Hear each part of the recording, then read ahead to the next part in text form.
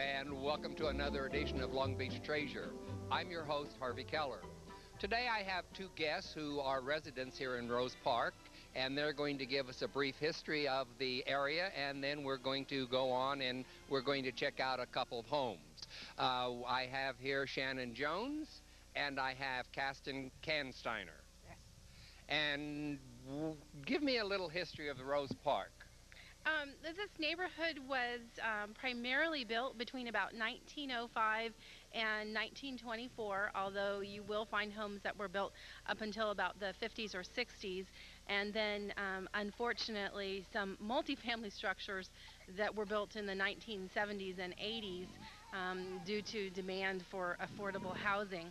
The predominant architectural style in this area is the Craftsman Bungalow. And so if you look around the circle here or you look on the nearby streets, that's mostly what you'll see is Craftsman style architecture. There's also some Spanish style homes and then a variety of other homes as well. It's one of the older neighborhoods in Long Beach, and considering how close we are to the beach here, it's probably one of the best buys in terms of affordability still, although a lot more people have discovered it in the last few years. Shannon, I believe you're a realtor, am I correct? I am a realtor. Then what would be the average prices? And you said this is an affordable neighborhood. What price range are we talking about? I guess affordable is relative, Harvey. Affordable, you could probably get a very nice home in this neighborhood for between $500,000 and $600,000, and we do have some more entry-level homes closer in the $400,000 range. Well, that's average, I would think, for the surrounding community. Well, if you move into, Belmont Heights, the prices are considerably higher than that. But again, you're getting the Belmont Heights name, whereas not as many people are still familiar with the Rose Park name. And Kasten, welcome back, because you and I did a show before, and we did 4th Street together. Sure did. That was a lot of fun. Could you give me the boundaries of Rose Park? It's actually from 10th Street all the way down to 4th Street, between Redondo Avenue and Cherry Avenue. And what else can you tell us about the park area? Well, we're actually standing in the very park. It's called Rose Park, and hence the whole neighborhood is called Rose Park. There are some beautiful roses here, which are maintained by the community, by the members of the Rose Park Neighborhood Association. And this park, actually, with its trees, is one of the really unique parks in the city because it was donated by the Alameda's Land Company. Which was John Bixby? Which was John Bixby in 1905. This is, I believe, and correct me if I'm wrong, one of the only parks in the neighborhood which was actually donated to the city. So, and it's like the only circular park. So this was once part of the Rancho Los Alamitos? Yes, it was. Yes, it was. And it's actually divided. If you look at old maps, we're actually in the Villa Tract right now. So there's the Villa Tract, which goes up to about, I believe, Anaheim, and then there's farmland. So it's really interesting. And we have pretty large homes here in this neighborhood, too, with large lot sizes, too. No, I believe both you and Shannon live in Rose Park, do you not? Yeah, we both do. And you have a little Tudor house? Yes, it's a Spanish Tudor, if I can say that. So there's some interesting versions, actually, in this neighborhood. It's not all of it is Craftsman, but it's very nice. And your home is? Mine's sort of a modified Craftsman farmhouse style. It's a 2-story. Mine is about 2,500 square feet, which is much larger than the norm in this area. Oh, I would think so. I would think the norm would probably be between 1,200 and 1,500. Would that be accurate? About 11 to 13. You're very close. Yeah, absolutely. Anything else, Kasten, before we go check out some houses? Actually, we have an interesting story about the park. We're trying to improve the park constantly with little improvements about new roses and maintaining the roses. And we've recently written a grant to improve the park. And we know from old pictures that there used to be a gazebo in this park. And we're trying to bring the gazebo back to the park, the historic gazebo that used to be here. So, and we've received really open arms from Phil Hester from the City of Long Beach Parks and Rec Department. So we are hoping that we're going to get a gazebo in this park. Do you have a picture of it? We have a picture of it, yes. Because I was going to suggest you might try the Historical Society. They may have... Actually, yeah, I've been in contact with the Historical Society, and there are some pictures there. So before we go away, I want to note, this is one of 17 historical districts in the city, I believe. Yes, it is. And I noticed that you have signs, street signs, which are new and different and not the same as in the regular areas. Yeah, I think the street signs really stand out, and we're really proud of them. We just recently got them. The street signs are a white background with a blue, actually font, and they really stand out at night. And we actually we have a wonderful Rose Park logo, which is on each street sign, so it really distinguishes the historic area. And not only Rose Park got those signs; those were written also again by Rose Park members. It was an MTA grant, so. And they look really wonderful. Shannon, what's the crime rate like in the area? Well, it's probably a better question for the police department, but it's really not that different than the surrounding area. We so do it's have not a some high crime area. It's not a high crime area, no. I mean, it is an urban environment, so there is some crime here just like there would be anywhere. Do you have a strong neighborhood association? We have a very strong neighborhood association, absolutely. So neighbors watch out for neighbors? Absolutely. We, in addition to the neighborhood association, which covers the entire, area, again, from 4th Street to 10th Street and from St. Louis or Cherry to Redondo, we also have a number of very active neighborhood watch associations, which operate more on a kind of a street-by-street or block-by-block basis. But this is a very neighborly area. I've had a lot of people who've moved into the area and told me, I can't believe how many of my neighbors came to introduce themselves. I've lived other places and that never happened there. Well, that's great. Yeah. Well, let's go check out a couple of homes in the area so we can give the viewers an idea of what we're talking about when we say homes here in Rose Park. Sounds great. Let's go. Okay. Good.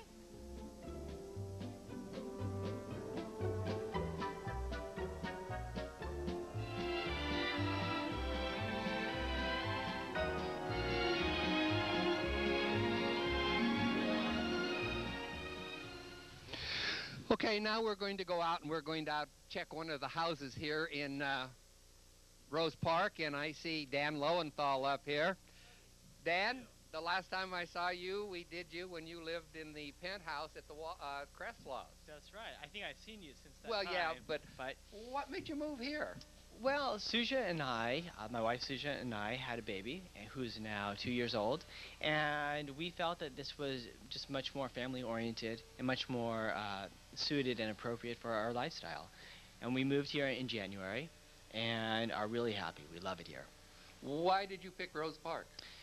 We love Rose Park, the historic district. We had always actually had a strong affinity for this home, and the timing happened to work out perfectly. The couple that was living here was just moving out, and we were able to move right in and real seamlessly, so things worked out. It's really different than the penthouse, though, isn't it? It's night and day, and people ask me quite frequently if I miss it.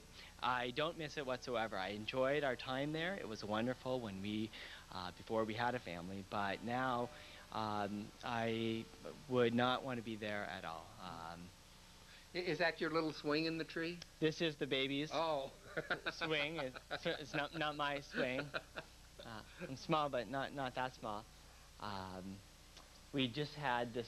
Now, before I go any further, I need to have you promise that you're going to come back and do an after show. This will be the before show. We have a significant amount of restoration that we want to do. Let me know. And would love to have you come back afterward and see the after. Can we go on in and... Of course. Have a brief look inside? Sure.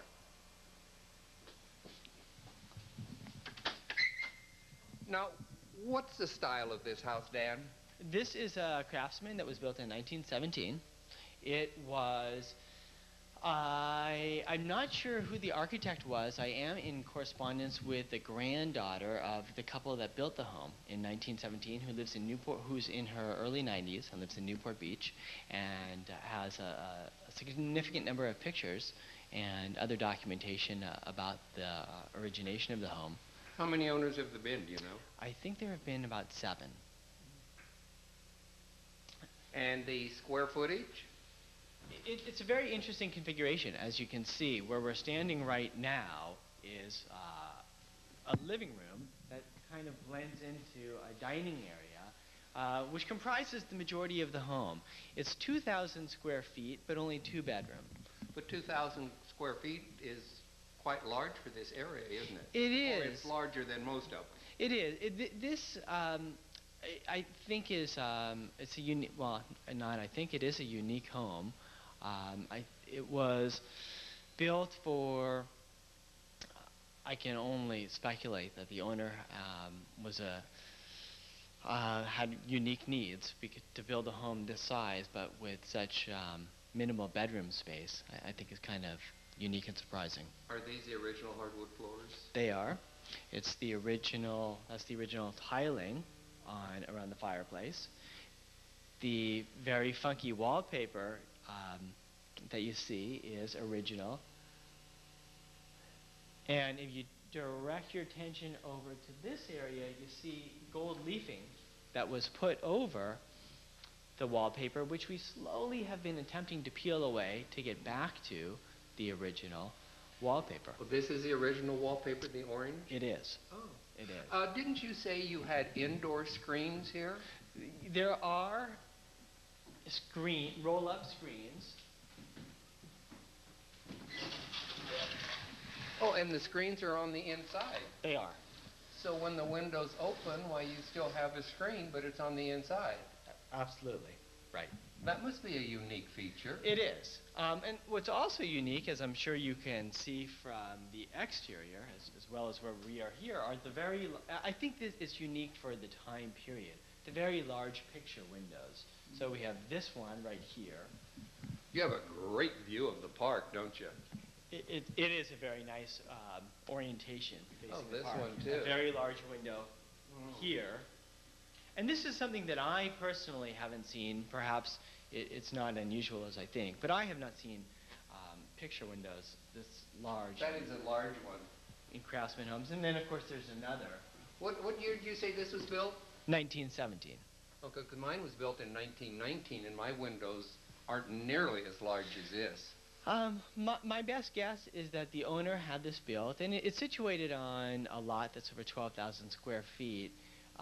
Had it built to take full advantage of the park, of the orientation facing the park, and that would probably explain the very large porch area, which is a nice sitting area that faces the park. Being here right across the street from the park with the circular drive, I would think that would cut down on a lot of traffic noise.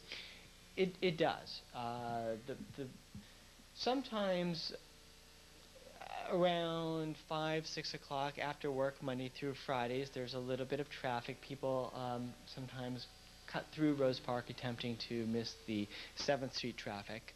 But for the most part, it's pretty minimal. I love the beveled glass in the cupboards here. Yes. I assume that's original, isn't it? It is original. It's wonderful, as you can see. Unfortunately, it's been painted over. That's one of the many things we have to do in our list of restorative work. Stripping the paint off the woodwork? Stripping the paint, removing all of some of the electric heaters that unfortunately were put in the 1970s. This must be a picture rail, is it, up there? I don't know. That I don't know. Some of the other interesting features I pointed out to you earlier, this is a Murphy bed that actually pulls out. Well, I've seen those before. Most of them used to be in the door that would swing around and pull down. And pull down. This one actually pulls out. Oh. And it's quite large. It's is it usable? It's almost 10 feet. It is usable. Unfortunately for us, we don't have occasion to use it, and but it's an interesting piece. Well, one day when you get this all finished and fixed up, we'll come back and we'll show the before and after. I really hope you do. We have a significant amount of work that we're going to do on the exterior, landscaping, a significant amount on the interior. I really like the open floor plan of the living room, dining room area. It flows. It'd be great for parties. Well, and it is. And it's interesting you asked earlier about the loft. In a sense, it's very similar to a loft, and it almost replicates the sense of the openness of a loft in that I think the focal point of the home becomes this living room and dining room area rather than bedrooms. And so people, the bedrooms are used primarily just for sleeping, and the communal space is this big open area, which I think facilitates a lot of family time and closeness and good conversation. Your dog is so quiet in there, but keeping an eye on it. She is. The Weimaraners room is that back room there. That's the designated dog room and the baby's playroom. I remember on the at the Kresloffs, you had a strip of grass up there for her. That's right. You remember that. I used to go to Home Depot and buy the little strips of sod, which I would have to replace weekly or bi-weekly. Now, of course, she has this enormous area to romp around, and she's quite thankful for that. Dan, thanks for letting me stop by again. Thanks again, Harvey. And always a pleasure to see you. We'll come back and we'll do it over. I appreciate that. Thanks, Thank guys. you. Take care. Don't go away. We'll be right back with more Long Beach Treasures. The needs of your business could be solved with a simple call to Charter Business. Data network, high-speed business internet, business video solution. Our business class data and video services are designed to help you keep things running smoothly and efficiently. That's why during this year's Aquatics Grand Prix and the U.S. trials, the Long Beach Sports Council made Charter Business their communications partner. Charter Business, the way business works. Call now, 1-888-975-6100.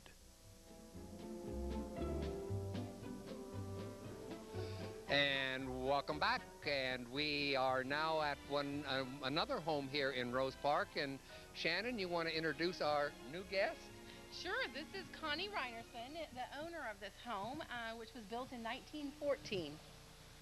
And this is, again, another Craftsman home? It is another Craftsman home, and you'll see in this some really nice examples of original woodwork. This home is a little bit unusual in that it actually sits on two separate parcels. And so one of the things that Rose Park is known for overall is the fact that we have large lots, large yards, and so that attracts people in general. But few of them offer as large a yard as this one. And you said you're the fourth owner? About the fourth owner, yes. That's third or fourth owner, yes. Okay. Well, let's go in and check out the inside. Okay, terrific. After you, ladies.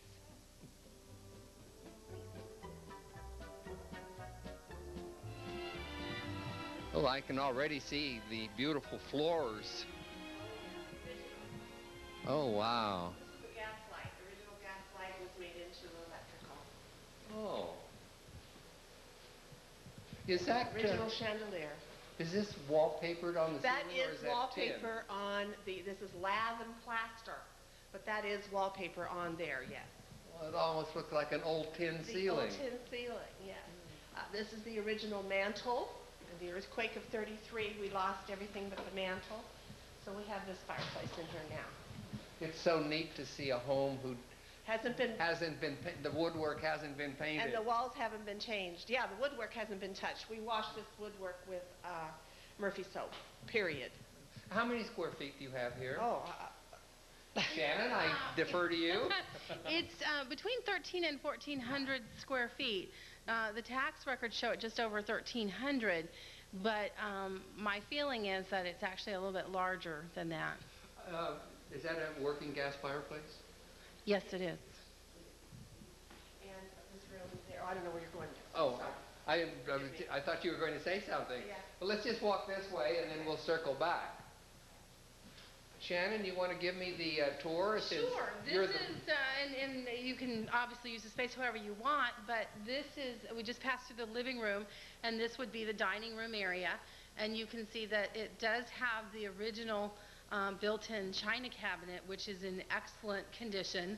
And again, all of the original moldings. You have double French doors that go out to a little side porch where there's a porch swing. And then you've got two doors opening to a kitchen. And the kitchen is very interesting if you want to move on to the kitchen. Or stay here, either way. No, we'll go on. I was just looking at the cupboard doors here. Yes. How Craftsman this is. It is so Yes. typical Craftsman with the wood insets there. Yes, it really The is. wood is beautiful. It's in great condition. You must have a forced air furnace. Yes, we do. Yes. New plumbing. Yeah. new- Let's yeah. go on in this way. I guess we're going to the kitchen.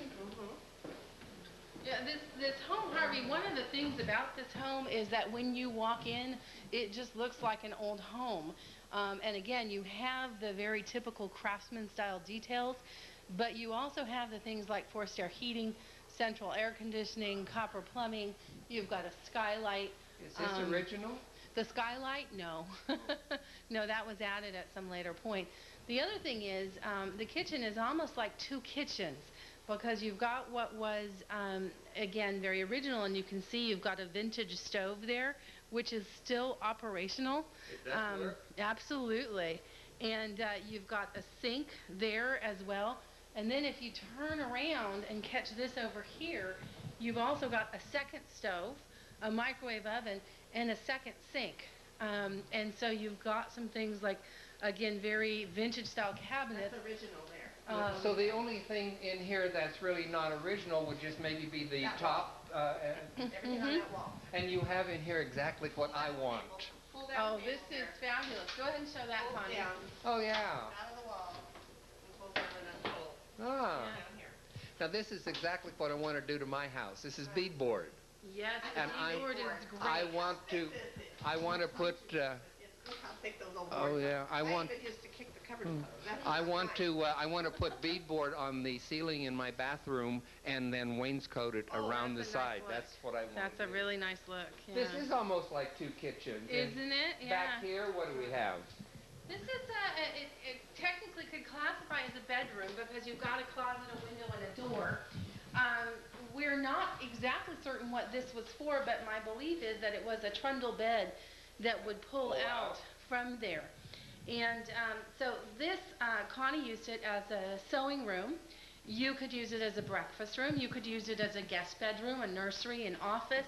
Because it's got so many windows and it's so light and bright, it would make an, for a home office or something like that.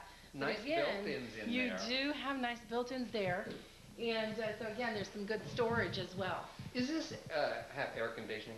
It does have air conditioning. Because as I walk through, I feel Yes, you cool can feel air. the cold and, draft. Yeah, yeah. it does. Uh-huh. Let's continue around. Okay, terrific. Wherever I have. Boy, these are old floors in The here. old aren't they? plank floors that have been painted. And we have how many bathrooms?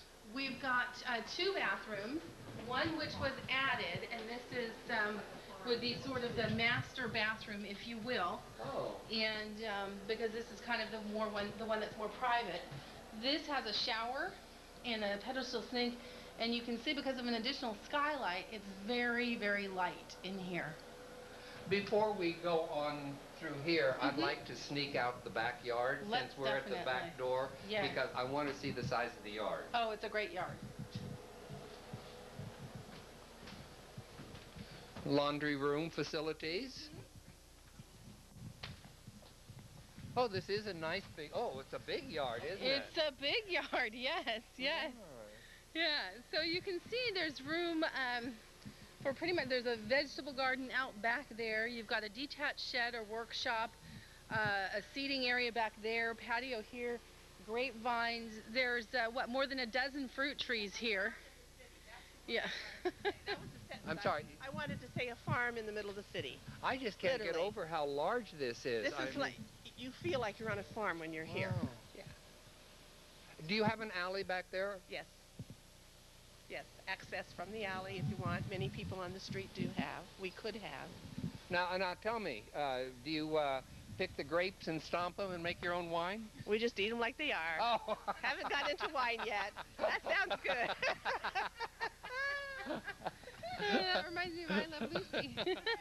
Let's go back in. I want to make sure we get to see all the house. Okay. Oh, By the way, there's a basement I just see. this does. It has You a gotta cellar. see that. Come here. You really need to just get a peek a few minutes. Okay, let me go down and peek.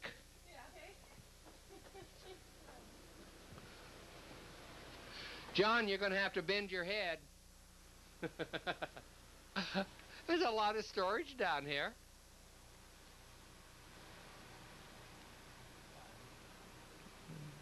I wonder, does this, do you know if this gets water in it when it rains? We'll find out soon as we get back out, I guess. Does water seep in here when it rains? It's always dry. Okay. Let's go back in so we can see all the house, because I don't want to miss anything.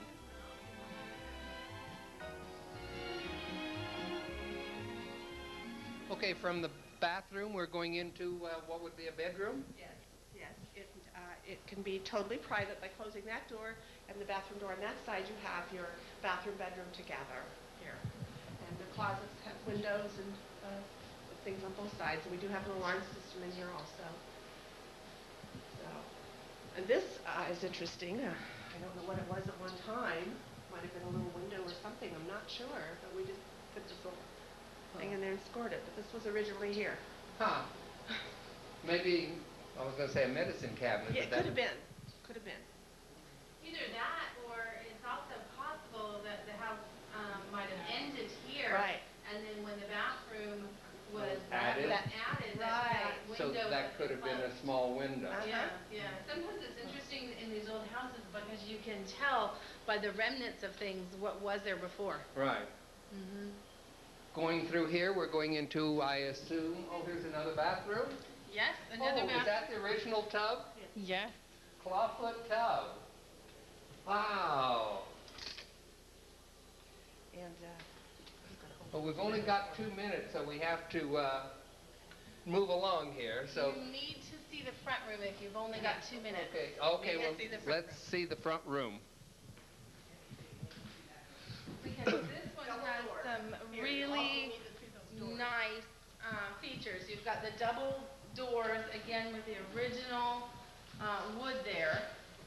And then you've got another really nice built-in with the secretary, and then also the glass enclosed bookcases on either side. And this one, again, if you wanted a home office, would be fabulous because you'd have a view of the street. Did you call this the front room? I called it the front room, but yes. What would you? Well, that's the living room, but I was just saying that the room that we had missed. Oh, okay. From the Midwest, where the front room and the living room were about the same. Okay. Same. Yeah. So I was curious about the terminology. Shannon, I want to thank you. Connie, I want to thank you. And Caston, I want to thank you for joining me today because now I know more about Rose Park, and since you're a realtor up here, if anybody wants a home in Rose Park, call Shannon Jones. Yeah, or they can go to my website. All of our homes that we have listed, we offer virtual tours of. Oh. And it's www.showmehome.com. And be sure and go down to Caston's Portfolio Cafe at 4th and Junipero and enjoy a good cup of coffee. We would love that. So thank you all for joining me, and thank you. That is our show for this time, and be sure and come back next time and join us as we take another walk through history and uncover more Long Beach treasures.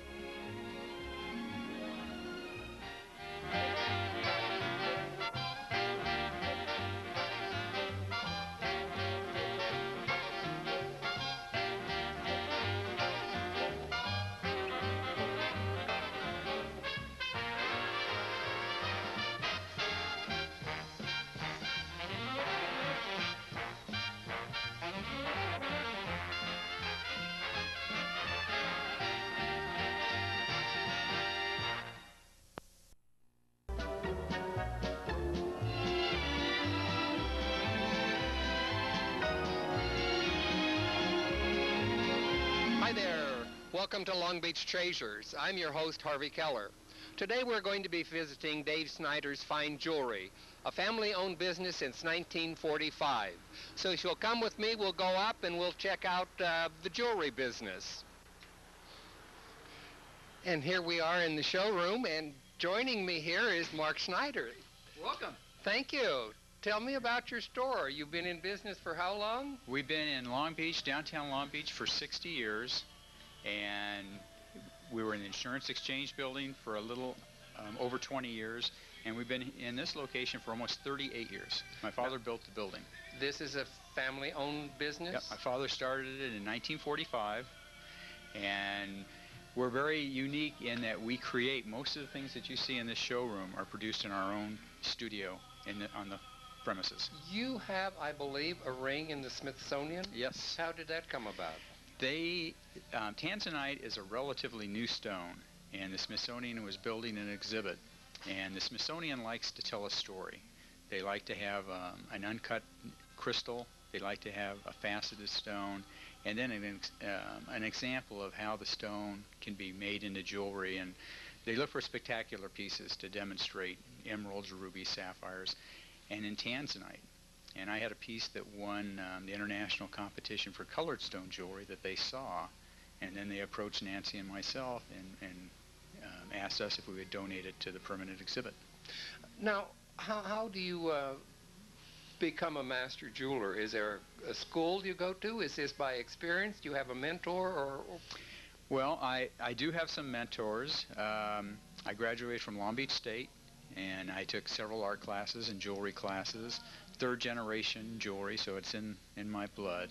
I've collected gems and minerals ever since I can remember, and I've been very fortunate. I always knew what I wanted to do, and art is a very important part of my life.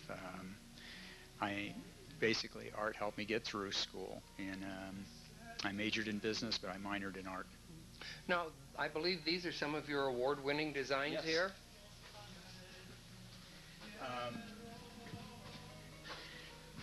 Most of the pieces that you see in this case have won some international competition. Matter of fact, all what kind of pieces. stones are these? Well, this is a very unusual stone. This is a tourmaline piece, and what makes this very unique, it's an extremely large, flawless Surrounded specimen. by diamonds? Surrounded by diamonds. This won a Spectrum Award and Platinum Honors 2 years ago. It's beautiful. Other unique pieces that you won't see. This ring won the Vision Award by the Manufacturer Jewelers Association, and it actually folds. Huh. It can be worn like this, and it can also be worn as a pendant. Oh.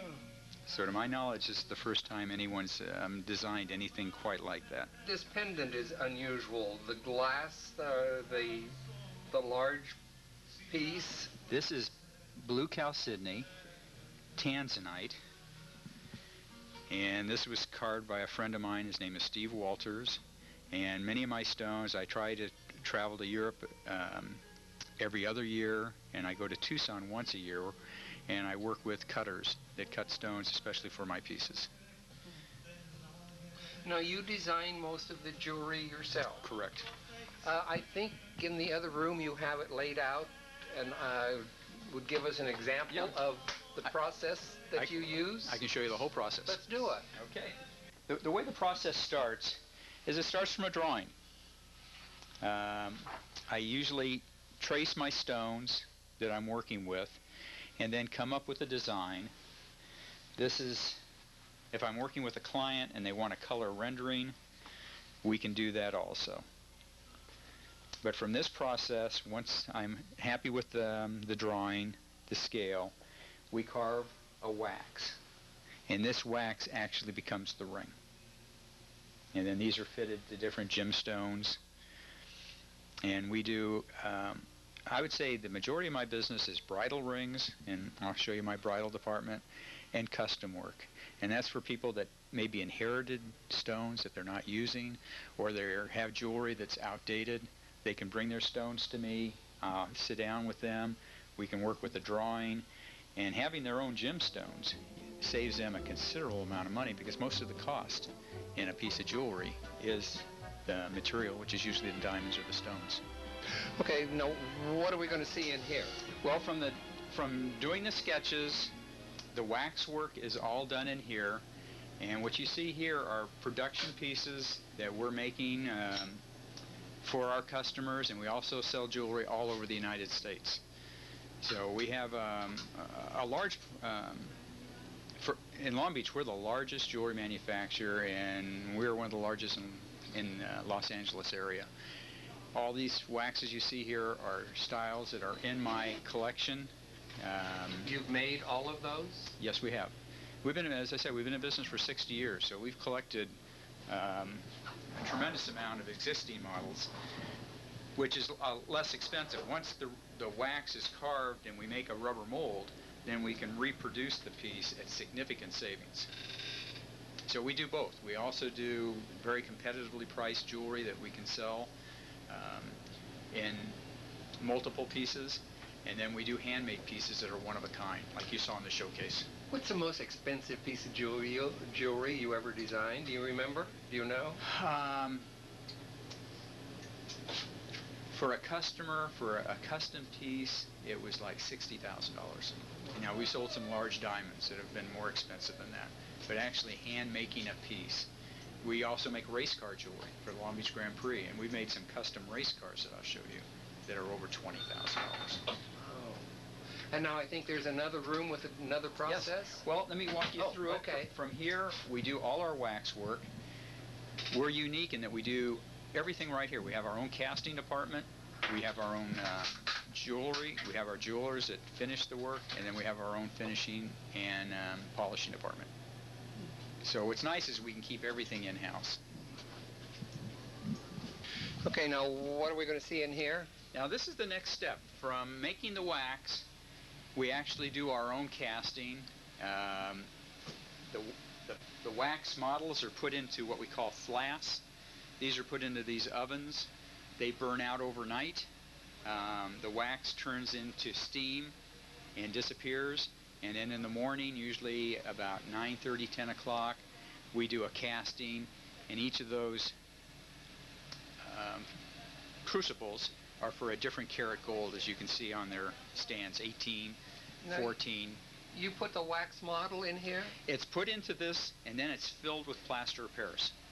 Oh, okay. So the wax is in the plaster of Paris, encased, and this top is what we call a button that is wax. So then it's put upside down into the ovens, and then the wax melts out. Oh. And then we have a cavity that's left in this piece. And then this piece is put into this vacuum casting machine, like this. The casting machine is turned on, all the air is evacuated out of the flask. Then we take the crucibles, heat up the gold with these torches, pour it in, and that becomes the ring, or the pendant, or the engagement ring. Oh, quite a process, isn't it? And we keep, as you can see, we keep it immaculate, because any type of contamination that gets into the process can ruin the casting.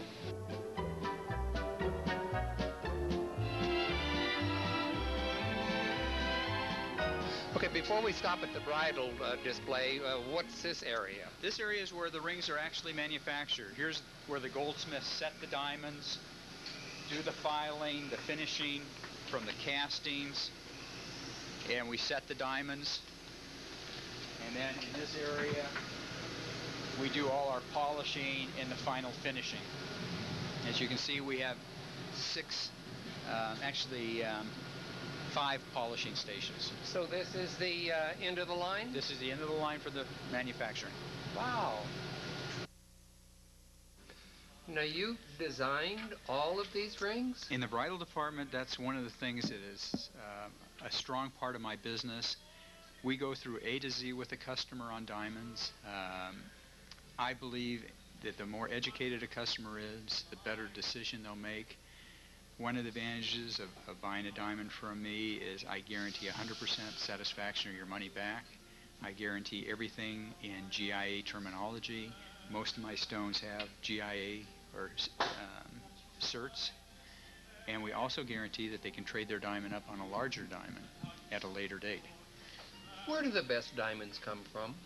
Well, or is there a particular place? Well, I don't like to say best, because every diamond is unique. And the reason one diamond is more expensive than another is because of scarcity, supply and demand.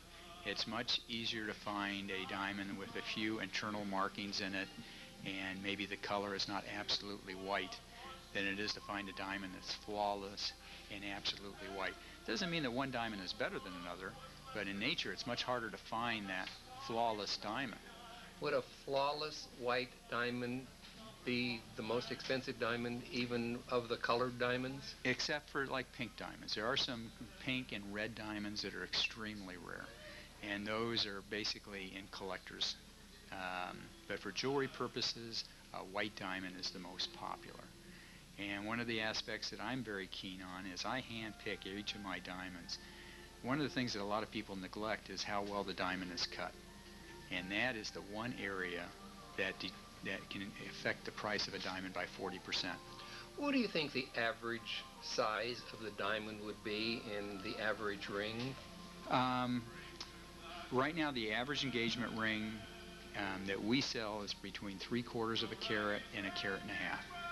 I mean, we do sell 2s and 3s, but that is the range. And one of the aspects of my rings is, since we hand make each ring, when the customer selects a diamond from me, we go through that wax process in which the ring is designed for their diamond. It's made in their finger size, so it's not cut. A lot of stores will just take a diamond and put it in any setting they can. That diamond sparkles. And one of the nice factors of mine, my trademark, is a little heart in the opposite color gold, and that's a half-point diamond. There's 100 points to a carat. This half-point diamond has 58 facets, same number of facets as this center stone. Oh, wow. And that's my trademark. And inscribed on that little half-point diamond is a secret message, and you need a microscope to see that message. Oh, be darned. And that's a secret between the bride and the groom. So one of the things I'm very strong in my bridal, and we do a lot of bridal business, that every bride is unique. Now, this trademark is on all your rings? That's my trademark, registered with the patent office, and that distinguishes a Mark Schneider design. A very good friend of mine got her diamond engagement and wedding ring. So when I go home, I'm going to call her and ask her what the secret message is. Okay, please do. And that's what makes it unique. My feeling is when you're buying an engagement ring, the ring should be unique. It shouldn't be something that there's 5,000 of them around. And that's what I try to do with my clientele when they come in, is educate them to see why the diamonds are priced what they are. Because there's a lot of misleading information in the marketplace, and a lot of people will see two diamonds that they think are alike, but under proper education, they'll see that there's a difference between the two diamonds. Are these wedding bands rather than These are eternity rings or wedding bands, and the diamonds go completely around. And now we only have 1 minute left. Anything you want to show us or tell us? Well, I feel that we haven't already seen?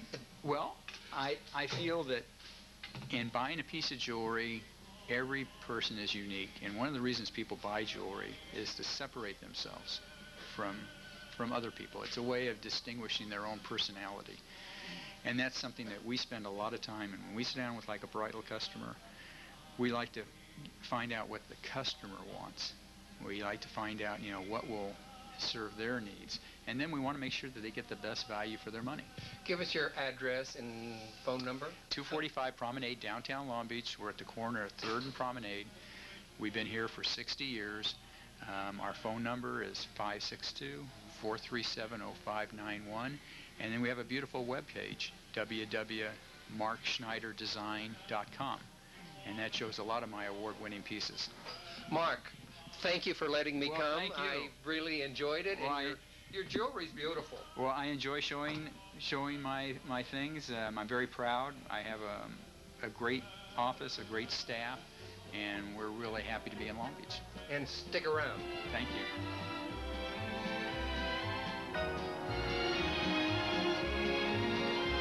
And welcome back to Long Beach Treasures.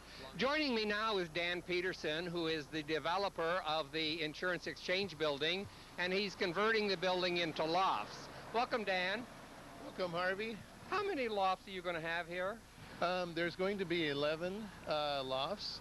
One will be a penthouse, and 10 plus the 11. Now, so 12 total.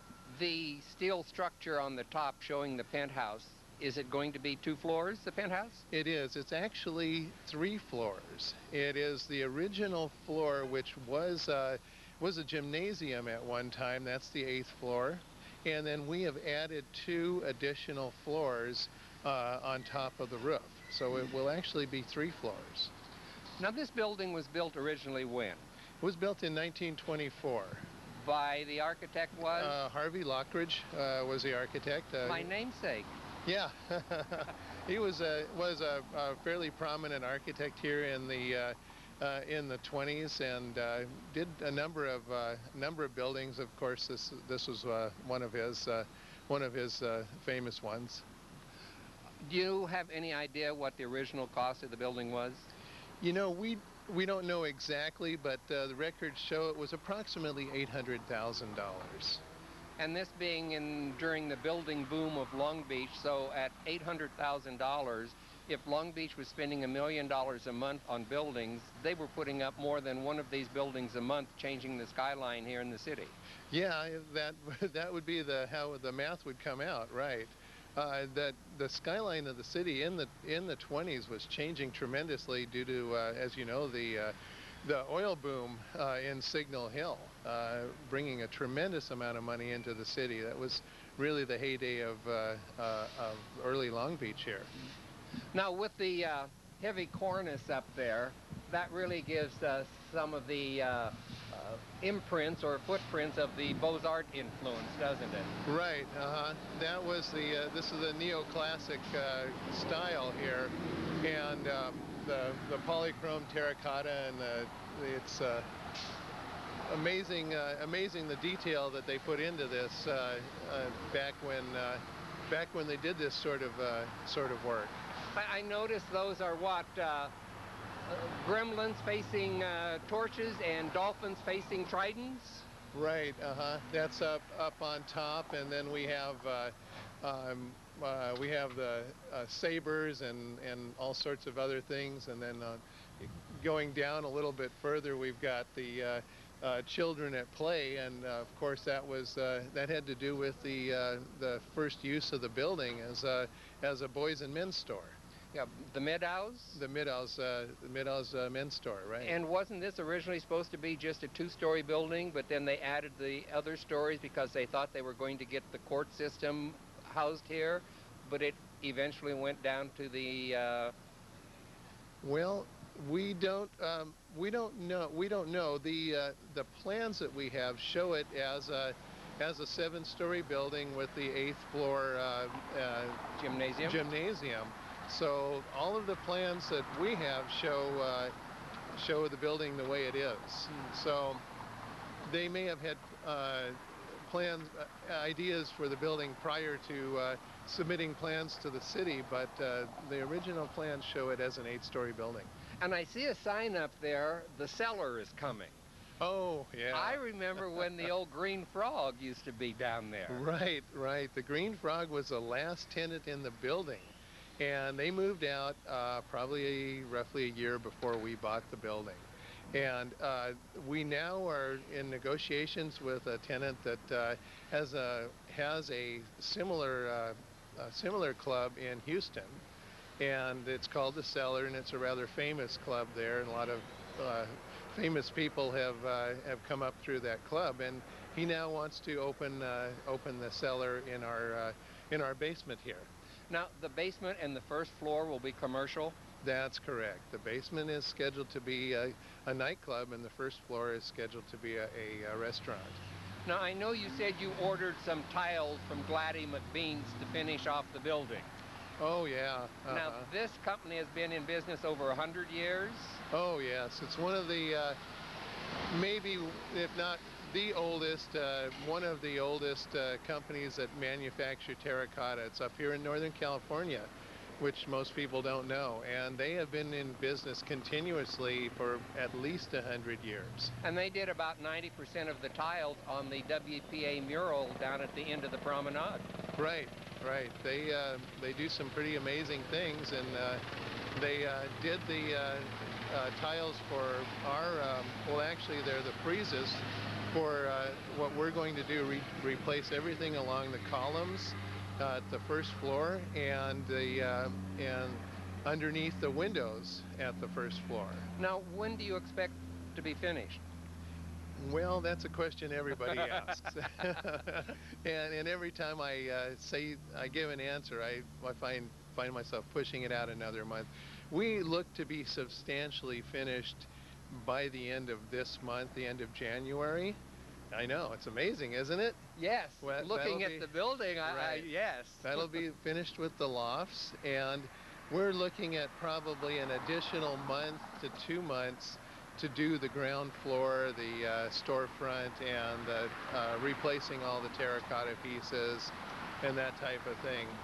So the sign up there on the cellar coming in the spring is not far off then. Well, I hope that works. Do you have any We'll idea see. what kind of tenants you're going to have on the lower level here? Lower level looks like it's going to be a restaurant, and I believe it's the fare would be Cajun, and we'll have dining out onto the promenade, like the Blue Cafe has. So it'll be a nice addition for the corner here at the corner of the promenade and Broadway. Be a nice addition too for the little theater around the corner for patrons to have dinner before they go to the theater. Oh yes, yeah. It's gonna be a good match. You're not from Long Beach. What brought you here, and what made you decide to do this building? That's correct. No, I'm actually from El Segundo, but I have a good friend that's a broker here in Long Beach, and at the time we were looking at buying some rental units, and he showed me this building, and we both had a vision for what it could be. Little did I know what the undertaking I was about to embark on, but the vision was stronger, and that prevailed. So we did purchase the building in 2001, and it's been a tremendous experience. Would you undertake it again if you were to start anew? You know, if I said yes, my wife would probably kill me.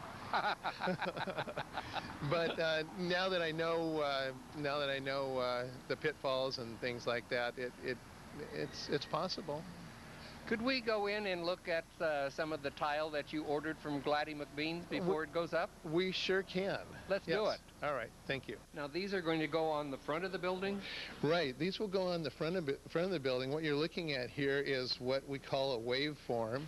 This is going to make up the ledge below the storefront windows.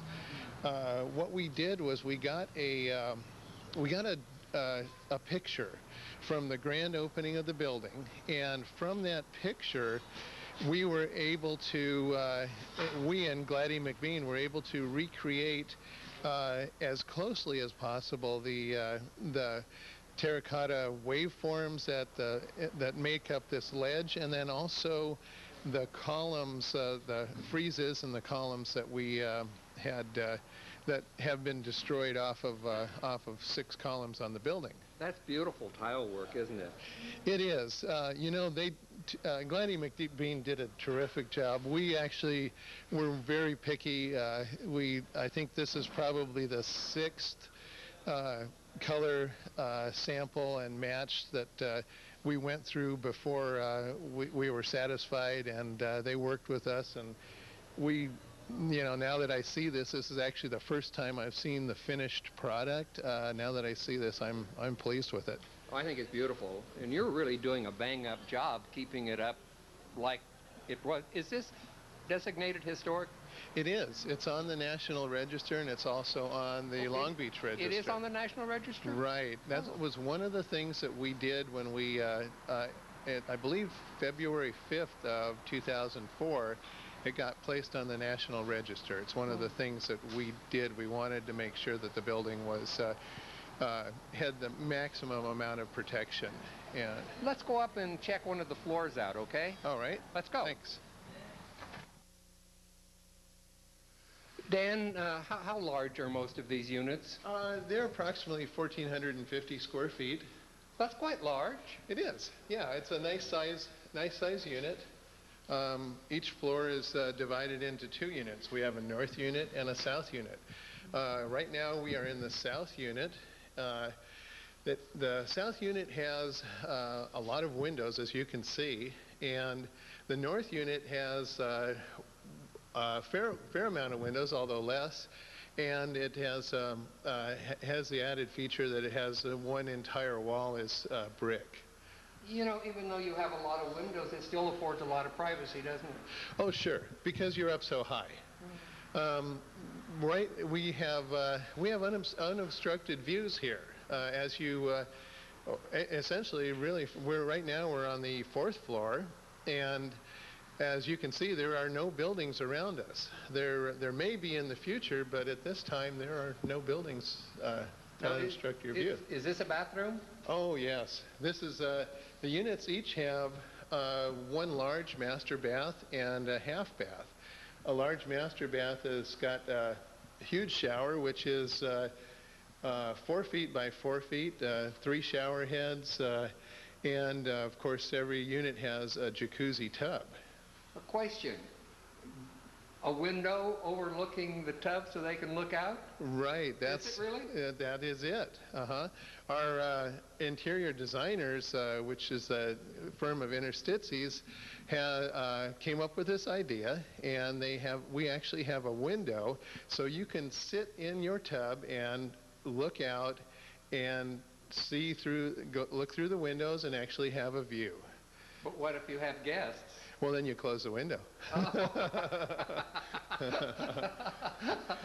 Unless you're a voyeur or something. Right, unless they're guests that you want to have the window open. Right. These are quite large. Oh yeah, they are. This is a real loft. What we have here is 12 minimum ceiling height is 12 feet in this building. Open concrete beams, the original concrete beams. If you look at you notice the steel diagonal braces on the 2 walls, that's part of our structural retrofit. That's what I was wondering. Downstairs I saw the steel beams, and I just wondered if that wasn't part of the retrofitting. It was. That was quite a challenge. Because of the terracotta exterior, we didn't want to do anything to destroy that exterior. So all of the retrofitting on this building had to do with putting in a massive foundation in the basement, and then steel beam braces on 2 of the walls. This is quite an ingenious design that came up with here. Now this room here is enclosed. What is this? Oh, this room is a closet. Oh, okay. Each unit has each loft has a walk-in closet, and the way these are laid out, essentially anyone could lay this out the way they wanted to, but we do have a kitchen area. What you look at up here is going to be the kitchen area. The kitchen is about 21 feet long, and it's flat against a wall. So all of everything is going to be put on against the wall. All the cabinets and the appliances will be up against the wall to keep that very clean look. Dan, I think this is going to look tremendous when it's finished, and I hope that maybe you'll let us come back when it's completed so we can show the finished product. We'll show the before and after. Sure, I certainly will. And, a month or maybe 2 or maybe 3, we'll see. I know how time flies. Oh, yeah, time flies when you're having fun and doing construction. Dan, thanks for letting me come and, appreciate look at your development. Thank you very much. And be sure and join us again next month as we take another walk through history and uncover more Long Beach treasures.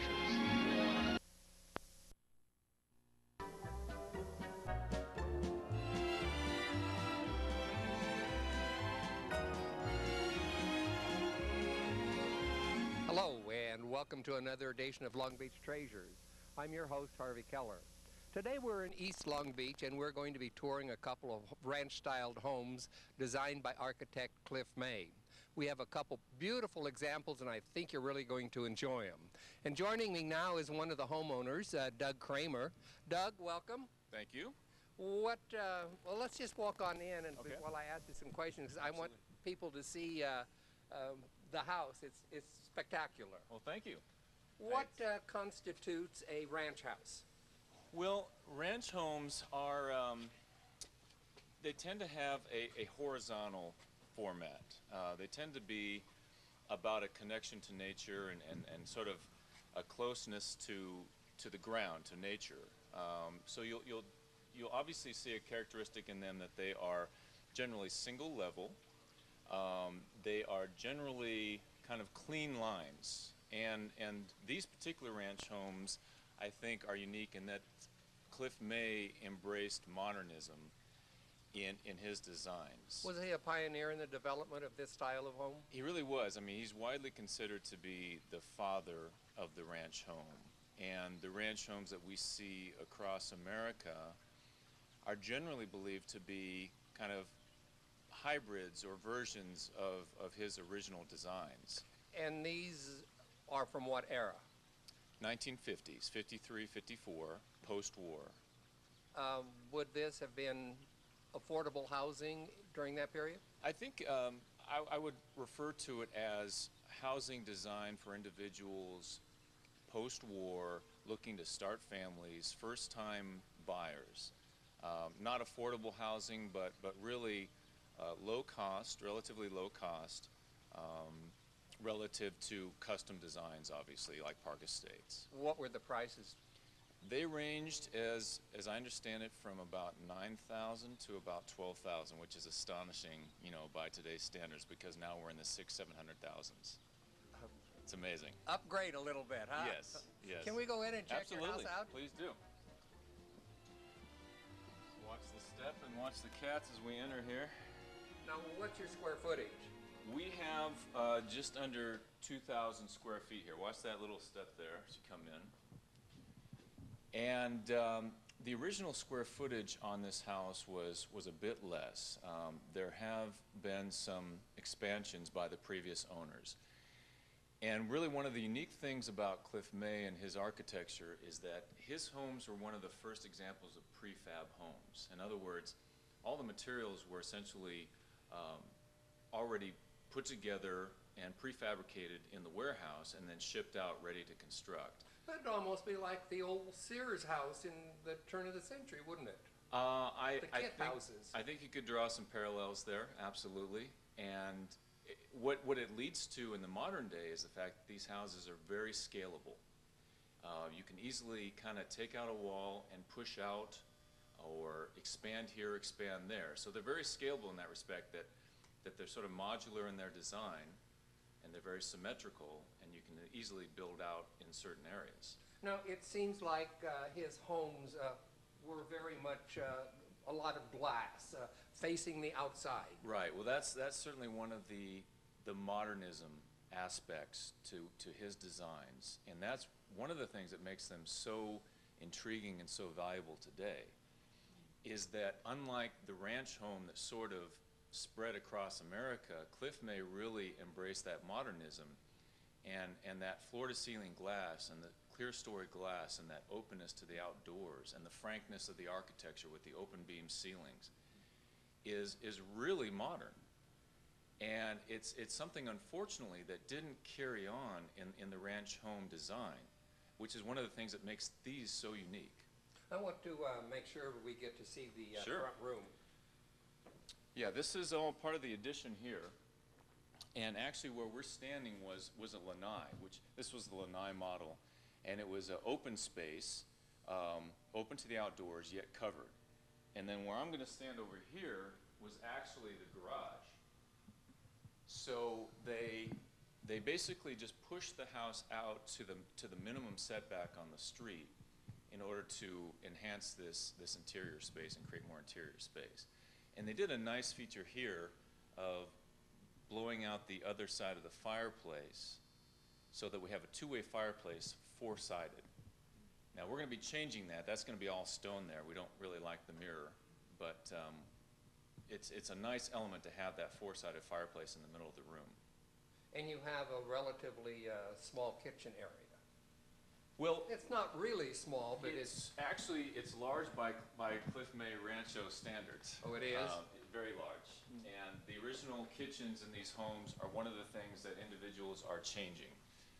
The 21st century resident in here tends to be coming in, they tend to come in and blow out the walls and put in island kitchens to open up the rooms even more. Here we have a relatively large room, so we're going to keep this 7-foot divider here, but by Cliff May Rancho standards, this is a large kitchen. Can we go on Sure. back and Come on back here. I'm going to show you my favorite room, which is my office here. And the reason this is my favorite room is because of the serenity, and because I think this really is the best representation of Cliff May's designs here. The clear story windows and the floor-to-ceiling glass here. You know, the doors. This is a signature Cliff May door. Really one of the characteristics you would look at and you say that's definitely a Cliff May with this this crossbar here.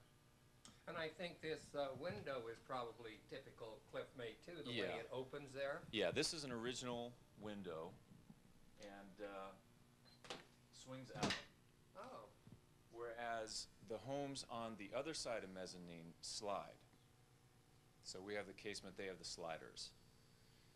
Another variation you'll see from this side of mezzanine to the other side of mezzanine is that we have tongue and groove ceilings.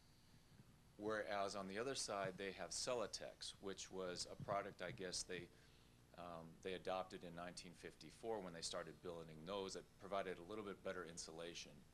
So these homes were built before the other section? Yes, this section was built first. So we got the tongue and groove, and then our beams are actually 5 feet on the center, 5 feet all the way down. So there's absolutely no insulation on the roof area? Exactly, unless some individuals do put insulation, a layer of insulation on the roof, but in terms of interior insulation, no. You're looking at basically a very thin ceiling. Can we go on and Please, yes. check it out? Absolutely. You must like also modern furniture because I see so much of it in the house. Well, we're in transition, and we really became enamored with modernism within the last 3 years, and so we're beginning to collect more and more modern furniture. Here, you're gonna see that we have not done this room modern yet. This is furniture that my wife had before we got married, and so we just kind of have held on to some of this. So this is a more traditional looking room. This is a nice sized master bedroom, isn't it? Yeah, and here again, this is where the room has been expanded. Basically the house was an L shape, and we just expanded that L, or rather the previous owners did. And this has been bumped out about 5 feet to create this enhanced space here. But again, what I love to point out to everybody is that every room in the house has this great connection to the outdoors with floor-to-ceiling glass that spans 10 feet in width. And it's one of the things about Cliff May's designs that makes them so special is this connection to the outdoors. It's tremendous. Now I see the master bath there. I'm sure that's not original. That's right. The previous owners here again, they wanted some more additional space and more consistent with, you know, modern living. They pushed this out this way, again horizontally, in order to create this additional space here. Put in a jacuzzi tub, which is kind of nice to have, and then they created space back here for a walk-in closet. It's a well laid out house. You know, I've been in homes that are considerably more expensive that do not feel as large and do not have as comfortable an environment because it's laid out so well. I mean, it really is a maximum use of the lot, and that's what I love about Cliff May's designs. I mean, he grew up in the hacienda environment of early 20th century California, and his family was of Spanish Mexican descent, or his mother's side rather. And so they grew up in haciendas, and he really incorporated a lot of that hacienda style into his designs, in the sense that the hacienda was kind of designed around the family and the family's private use and enjoyment, as opposed to more of the traditional neighborhood tract home, which is designed more to have a front lawn and then the house and then you have a backyard. You know, when I drove up, I see so many of the homes a little like yours. When the gate's closed, it affords a lot of privacy. People can't see in. It would almost appear like it's an unfriendly neighborhood because you never see people outside unless they're in their garage. You know, there is that perception, and just to walk out here and kind of, you know, feel that ambiance. There is that perception when certain individuals come in here, they're either turned off by that or they're really excited by that. It seems to kind of run right down the middle. But when you're in this environment, I mean, it's really the best environment you can have as an owner, as a resident in these homes, because of the privacy, the serenity, the way that you're really just, it's a refuge from the outside world. Now these homes are just about 50 years old, Yes. a little over, and that's what you need to be declared a historic district. Yeah, now, generally you want to, they want to see an age of about 50 years or more. my point is that so many of these homes are still look like the original. Right. And before somebody comes in and starts putting second stories on or stuccoing them or something, would you ever consider, or would you ever want to be considered a historic neighborhood? Well, there's a lot of interest in the neighborhood for that, just because we want to, we would like to preserve what is left. And there have been some second story additions, and certainly one can understand why one would want to expand and have more space. But as we've shown here, you can really achieve that on a horizontal basis in keeping with the spirit of the architecture. And in keeping really the integrity of the architecture and of the home. So yeah, we do have a strong interest in really maintaining the character of these homes, which is part of what's boosting their value. I mean, there's nothing like them out there, and individuals are really seeking them out. Let's take a break and then we'll go check out another home. So stick around, we'll be right back with more Long Beach Treasures.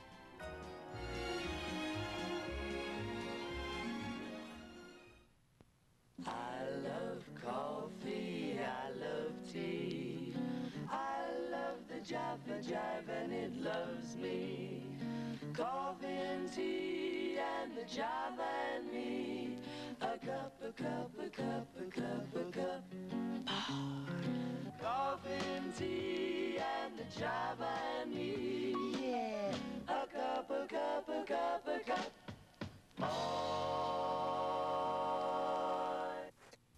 Working out can be intimidating. That's why we created Executive Fitness, a private training studio. At Executive Fitness, we work with you one-on-one, helping you achieve your personal fitness goals. With personal training, you get a more targeted, effective workout, which saves you time and produces better results. Workouts are by appointment only, so there are never any crowds and you can exercise in comfort. And we're easy to find, downtown on Pine Avenue. Stop being intimidated by big health clubs. Call us at Executive Fitness today. Welcome back to Long Beach Treasures. Joining me now is another homeowner up here. This is Kevin Quina. Correct, Kevin Quina. And this is another one of the Cliff May houses. I love how you did your garage entryway. Yeah, I really didn't want it to be all cement, and this way it adds a pattern, and the water goes right through. It's and your wall here friendly. with the glass insets, that must look beautiful at night if it's lit up. Yeah,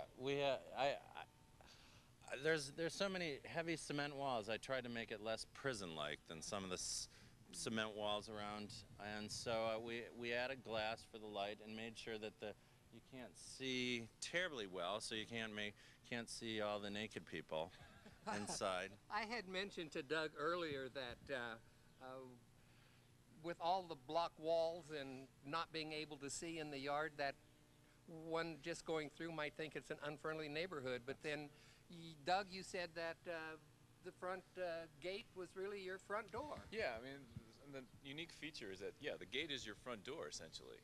And when you enter into the house, you're essentially entering into an outdoor room of the house. And they were designed with that in mind, that the outdoors is really part of the indoors.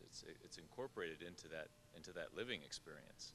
Now, I know in the Midwest, a lot of times people used to sit out in their garage and talk. Does that happen in this neighborhood? Well, now that we have yards, we don't sit in the garage as much. It's a little dusty and dark. Occasionally we open our gates and invite folks in, but it's not an unfriendly neighborhood. It's just folks who have a certain mentality about living and really want to maximize the enjoyment of their own living space. But it's terrific for entertainment. The layouts that we have, having individuals in and entertaining them, it's a perfect experience for that. The house surrounds the yard, but the only way to really capitalize on the yard is to provide some privacy, and so that's what really all the walls are for, is because the houses are wide open and all glass, and without the walls you would be seeing no privacy. Too many naked people.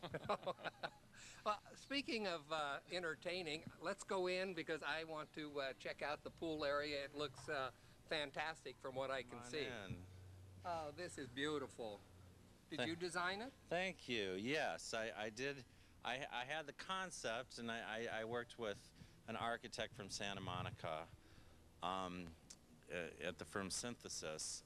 But I wanted a lap pool, and I also wanted a pool design that would allow me to also have a large patio area, and I wanted a lot of sitting area in the pool, so I made the pool shallow, and I put a lot of steps in the pool, and so I consider this very much an adult pool. You get to exercise in it, and you get to sit in it and have a cocktail. And you said you made them sign a disclaimer as they came in the front door so that they don't trip over this? Well, it is.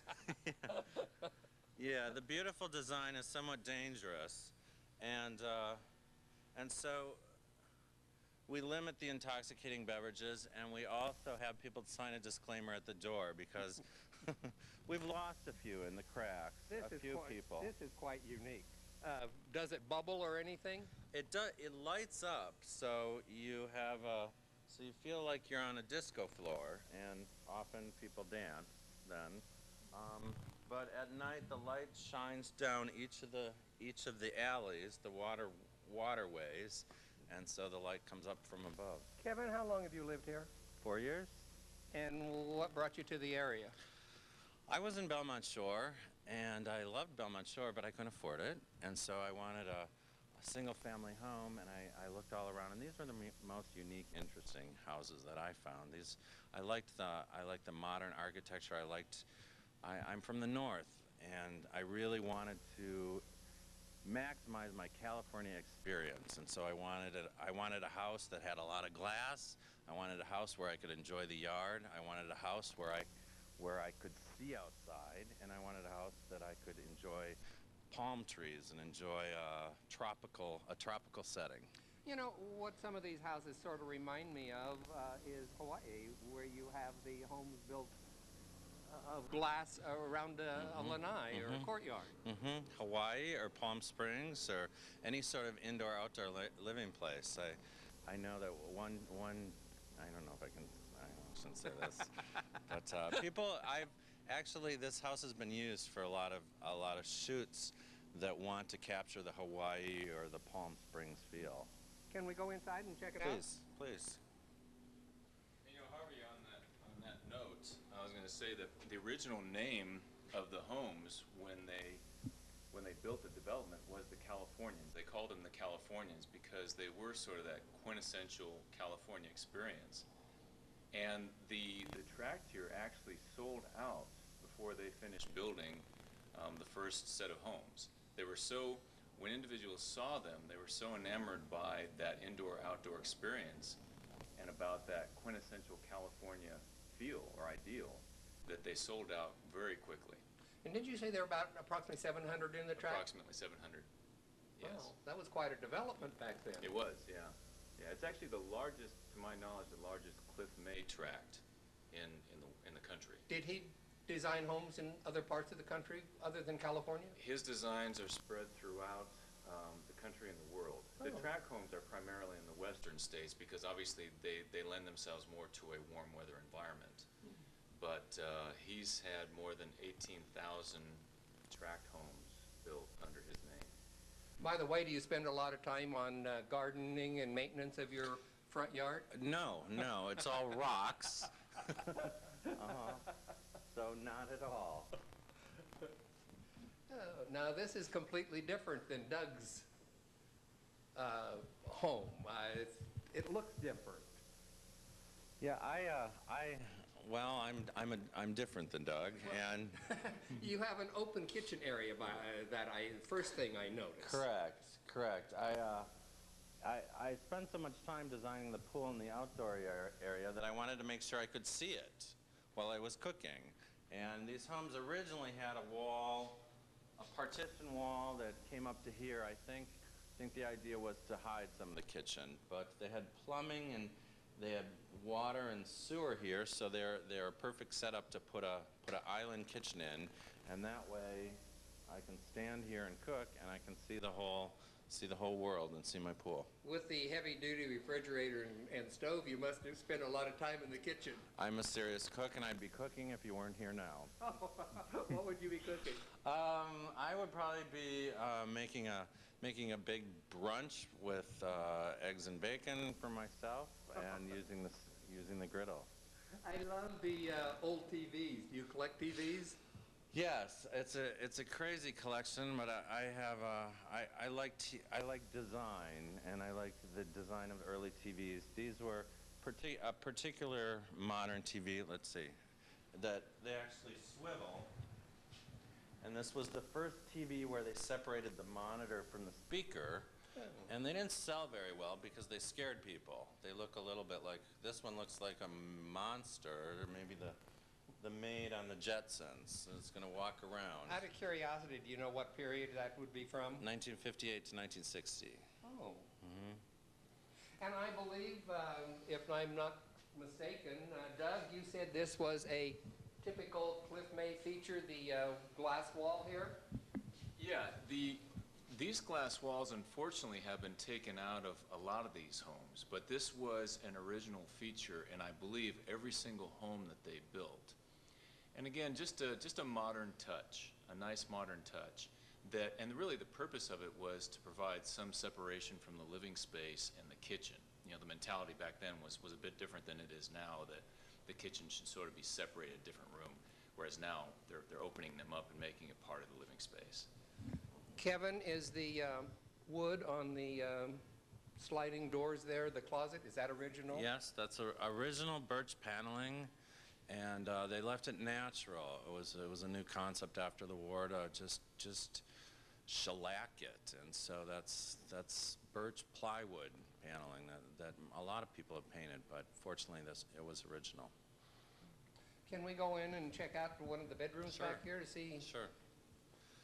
Another thing about this glass is Cliff May did he tried to do privacy but allowing light to penetrate. All the bedrooms have glass in between them. There's glass. He wanted to design a house that you didn't need any light for during the day, and this allows light to get into the kitchen but allows some privacy. Now, you said you like the industrial look. Is that why you have the cement floors and the large refrigerator and stove? And I think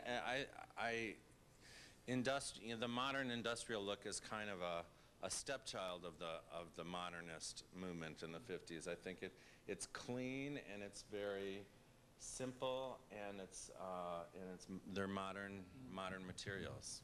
Let's go check out. We've only got a short time left, and I want to see everything. Now this is why I bought the house, so I could sit in the bed and I look out and see the whole world right here. I look out and I can walk right out and jump into the pool right out of bed. And but the glass makes it. I feel like I'm sleeping in a garden here. And the wall gives you enough privacy that there's nobody can see in or over. No. A few people jump up and down, but I throw rocks at them. And I see you have a lemon tree that you just open the window, take a lemon and squeeze it into your drink? Right. Those mostly garnishes I grow back there.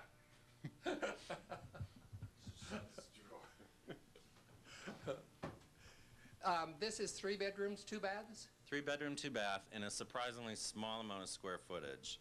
What is originally, it was about 1130. Okay, go ahead. 1,130 square feet. But when I walked into it, it didn't feel small at all. I thought that's a terribly small house, but when you have a big room and you have all glass, 1,130 doesn't feel small.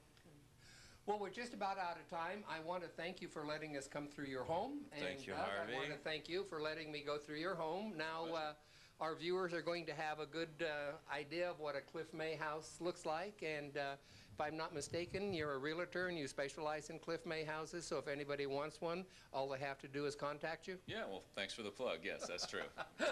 All right. Thanks, guys. I appreciate it. Pleasure. Let's all go swimming. All right. Okay. Meet you in the pool. That's our show, so come back again next month as we take another walk through history and uncover more Long Beach treasures.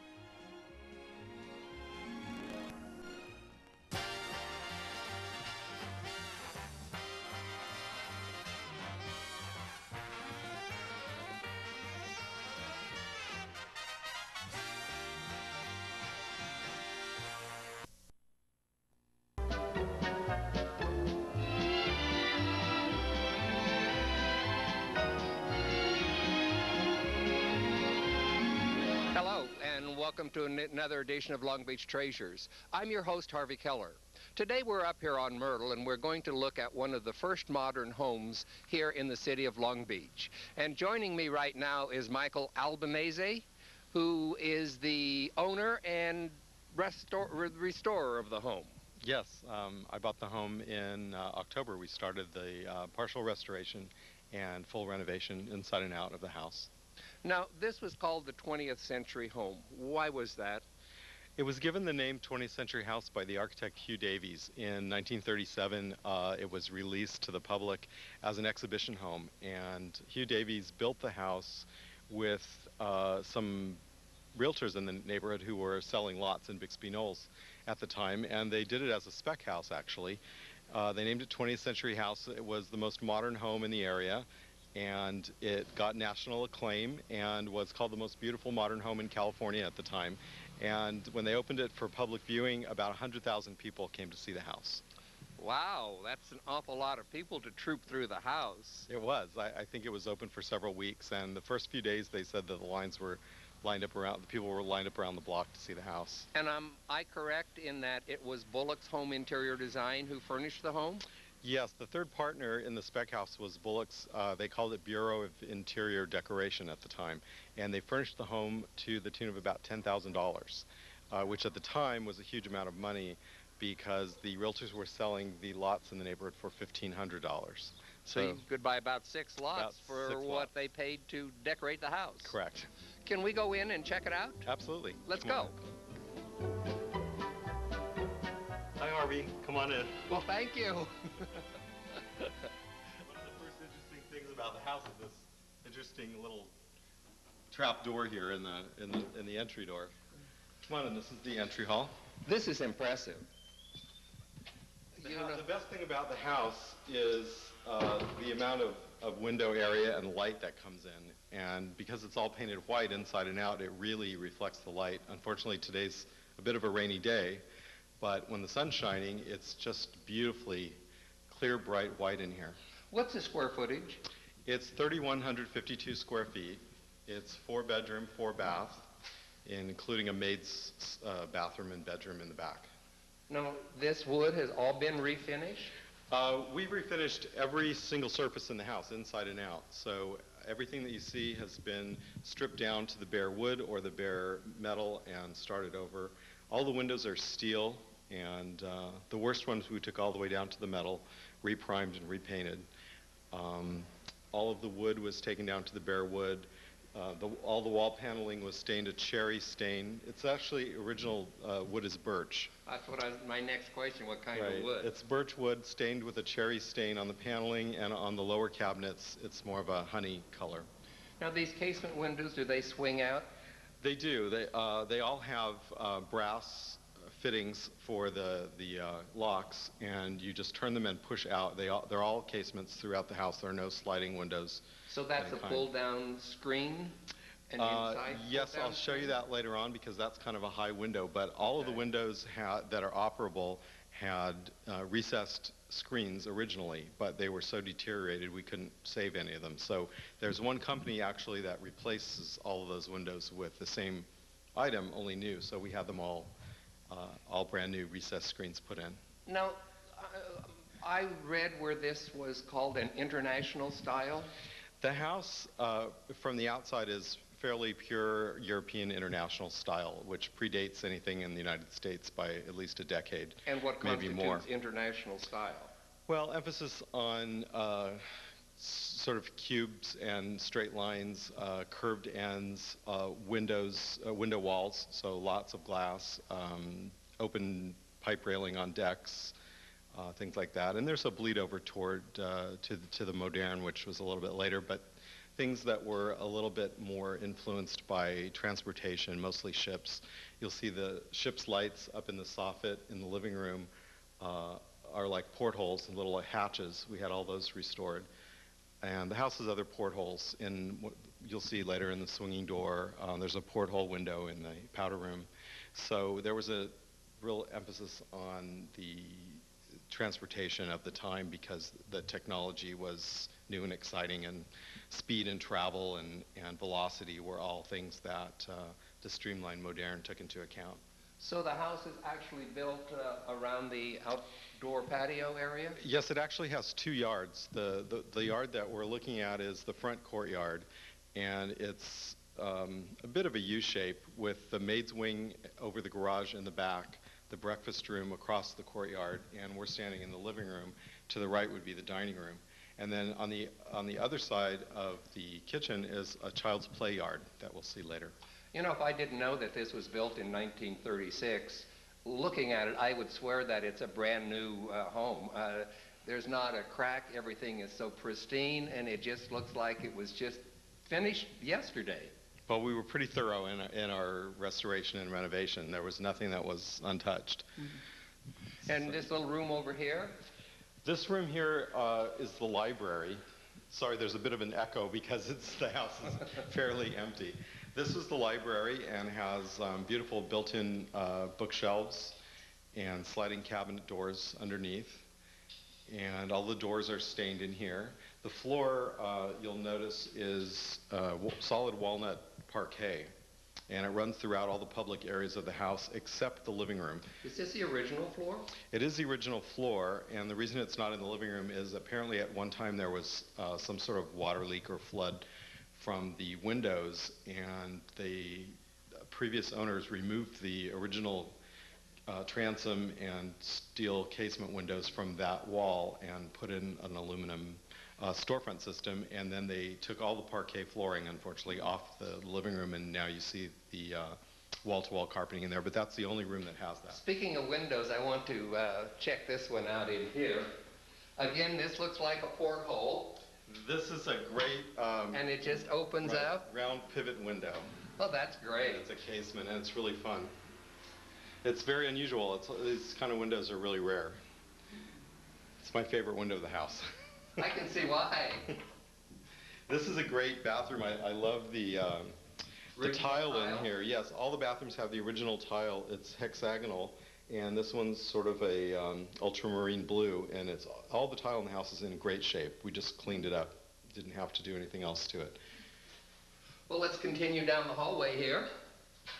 Where are we going next? Well, we sort of missed the entry hall, but one really nice feature of the entry hall is the wood paneling, and you can see the horizontal stripes in there are copper, and those had been so oxidized that you couldn't really tell they were copper, but we took them down and now we're letting them go back to natural patina, so eventually they'll turn dark again. That's beautiful.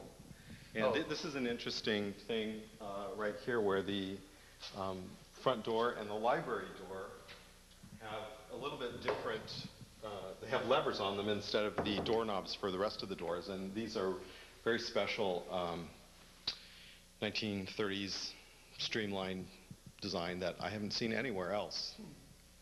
We had those all replated. This is the most impressive staircase. This is everyone's favorite part of the house, is the double curving stair. That's fantastic. And it's got a really beautiful sort of sensuous copper pipe rail going all up the the half wall there. It's held up, if you can see closely underneath the rail, it's held up by little copper spheres. Well, why copper? I don't know. There was an emphasis on mixing metals in that time, and you'll see a lot of lighting fixtures or sculpture or hardware that mixes brass, copper, and nickel, usually, instead of chrome at that time. Well, we can see more as we go up, but I want to finish down here. This is, I assume, the dining room? This is the dining room. It's quite large.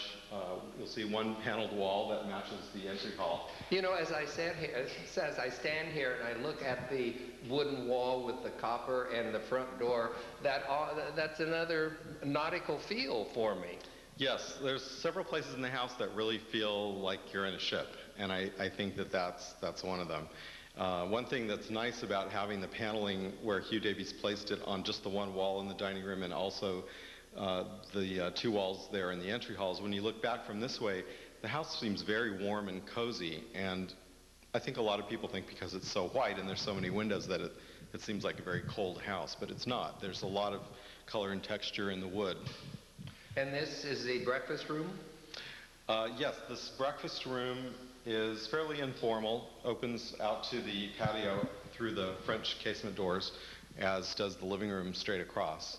So you could eat outside or you could eat in here. There's a built-in serving cabinet right here that has sliding doors below, which were all restored. And then the shelving above and just a few period accessories that I was able to find. Is the curved endings, is that sort of on the order of streamline modern? Yeah, very much so. There's, again, that emphasis on movement and speed, and that curve at the end of a long line like you see here, sort of typical signature piece of streamline modern. This is a great door, Harvey, between the you have a breakfast room and the kitchen. Porthole? Has a porthole. That's an original door. That's pretty fun. Also makes you feel like you're in an ocean liner. And this is the kitchen? Yes, kitchen. Sorry for the wires. We just had a party in here last night. Kitchen is fairly original. We had to rebuild the drain board and the sink because it had a lot of water damage. But we found some vintage looking linoleum to use on the floor. It's sort of the swirl pattern real linoleum that was used at the time. And we used Heath tile on the countertop, which was from the 1920s and 30s, so it has sort of the same period feel to it, all handmade tiles. We weren't able to save any of the original hexagonal tile there, but over here on the small breakfast, or a little butler's counter here, we were able to do that. Is this a milk box? Yes, this was something where the milkman would come to the back door and open the little door and read what you set out the night before for what you wanted him to leave. You can say milk, skim milk, whipping cream, butter, and then you would just open this in the morning and it would magically be there. That's neat. Yes. And then you have another porthole on the back door, which is a split level door. This door actually was a design of mine. It was the original door. I don't know what it was. It was missing when we bought the house. So I designed this door. I'd always sort of liked Dutch doors, and thought it would be nice to frame the view of the child's play yard through the large porthole. Oh. So, and especially if kids are playing back here or the dogs are back here, it's great to just open the top and still have the bottom closed. So this is the second yard? Yes, this is the child's play yard, which has a covered patio, also great for sitting out here and eating or barbecuing. The feature of the yard is the swing set, which is very unusual. It's a custom-made swing set. The prior family that owned the house was in oil, and they built the swing set for their kids out of oil pipeline pipe. Oh. And we had that all restored, and it's fun to come out here and swing.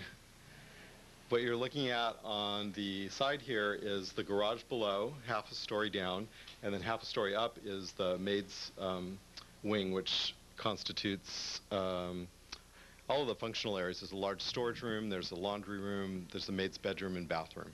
We'll see that later. And does this door go up to the maid's room? Yes, this door goes into a hall and goes to the left to the breakfast room where we just were, and to the right up to the maid's area.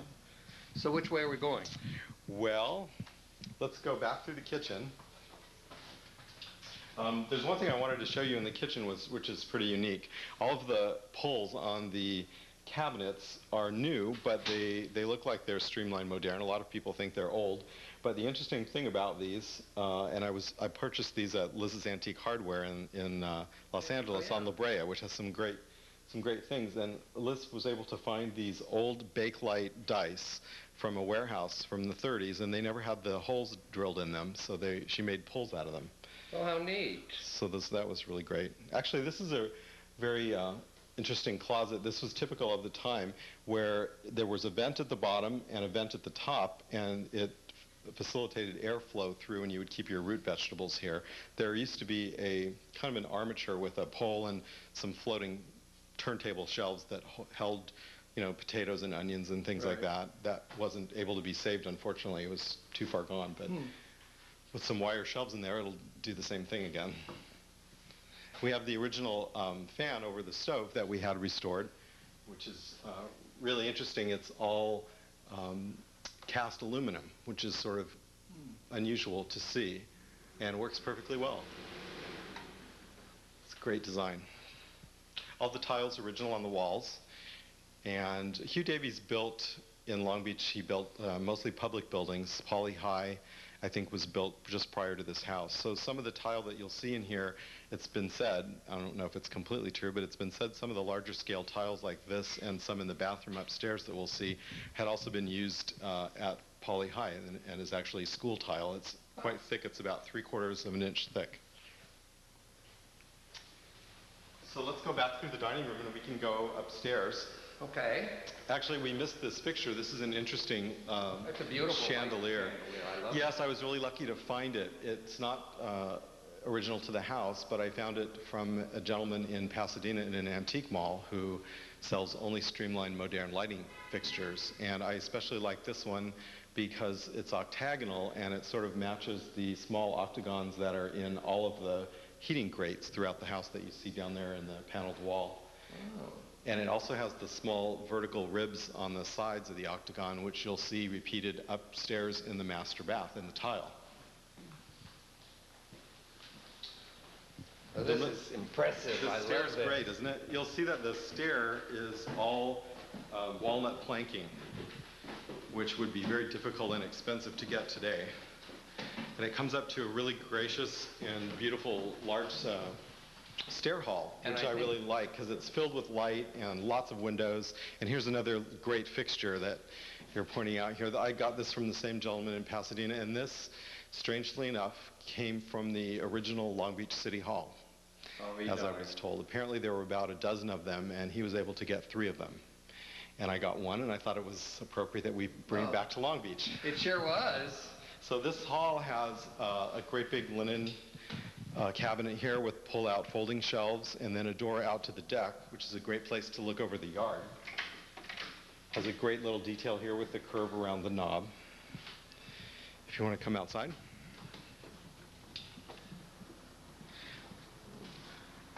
One of the great things about the house is all these different vantage points that you can sort of come out and look back at the house on. I especially like coming all the way to the end of the deck over here and looking back at the other deck in the master bedroom on the other wing of the house. And part of what's interesting about the house is that just about every room has corner windows, glass on 2 sides, and the room we're standing in front of actually has glass on 3 sides. So you can literally look right through the house. Even the railing sort of gives you a feeling of a ship's deck. Exactly. Very nautical. You wouldn't be able to do this today for the codes. Children could fall right through. You only have 4 inches allowed between pickets today. Interestingly enough, they must have thought of that back in those days because the room we're standing in front of is a child's bedroom, but there's no door out from it to the deck, which today I think we would have probably put a door from each bedroom out to this lovely deck, but you can only get here from the hallway. Well, let's go back in and check out some of these rooms. Okay. Because I don't want to miss anything. Well, I should probably point out to you that all of the wood is board and batten. It's a horizontal batten. Usually you'll see batten used vertically, but in these days, to emphasize the horizontality of the house, they used the battens this way, and we had all those restored. They have a little drip screed or drip edge underneath, and that's why it's been left in such good condition over all the years. We actually did have to take it all down to the wood and start over with the paint, but none of it at all was rotten, and it's because the detailing is so good. Should we go this way while we're here? Yes. The hall continues to the children's wing. Actually, the nice thing about the floor plan of the house is that it's very separate, and the parents are in the back, the kids are in the front, and the maid's in a completely different way on the other side of the house. This window with the ribbed glass we put in ourselves because it used to be an operable transom, but it was missing, and we couldn't find another one to match. So we used the ribbed glass, which is also sort of emphasizes the horizontality. And again, the curved walls are nautical and streamlined and combined. And there's a lot of use of these curved walls in places where you wouldn't normally expect it in a hallway. There's a nice little sculpture niche in the hallway here as well, and a period light fixture, which is reproduction. This is the smallest bedroom here, child's bedroom. But as you can see with the corner windows and the pipe column in the corner, it's a nice room. It's an elegant room. We took all of the windowsills, and they originally were paint grade, and we took them all down and had them stained and varnished, so that helps to warm up the house as well. All of the base shoe around the flooring, you'll see that in the bedrooms, it's all oak strip flooring, and because it changes from the hallways where the parquet is. But the house was carpeted when we bought it, and so I didn't really realize that once we took out all the carpet, the base shoe was all missing, which is the dark piece that goes between the baseboard and the floor. So we found some pieces of the original one, which was a custom design, and we had it all custom milled and put back all throughout the house. This is the original hardwood floor? It is. It just took one sanding and brought it right back to life. This bedroom, the sort of opulence of this house is evident in things like this that were sort of unusual, which was having a fairly large walk-in closet, especially for children. You just sort of didn't see that too much in those days. But all the closets are pretty large and have windows and built-in shoe racks and things like that. This is one of the 4 bathrooms? Yes, this is the children's bathroom. And it has the original hexagonal tile on the floor. And in the 50s, this bathroom had been remodeled, and they had some pink textured tile and a wainscot up to about 5 feet high around the bathroom, and they had put it in the tub as well.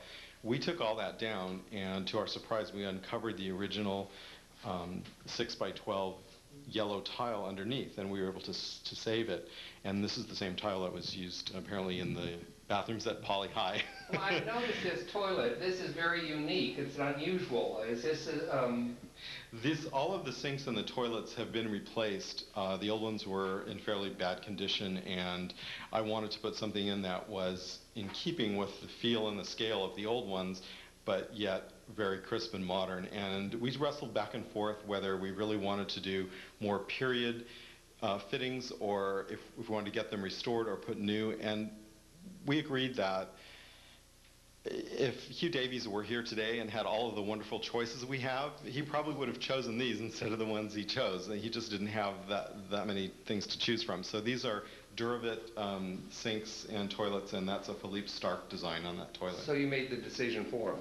Right. Now you'll see the shower, even though it was put in the 50s, we took it down to the studs and redid the entire thing and put in a sandblasted glass tile and laid up horizontally to match the original, and pulled the colors from the floor and the wall tile.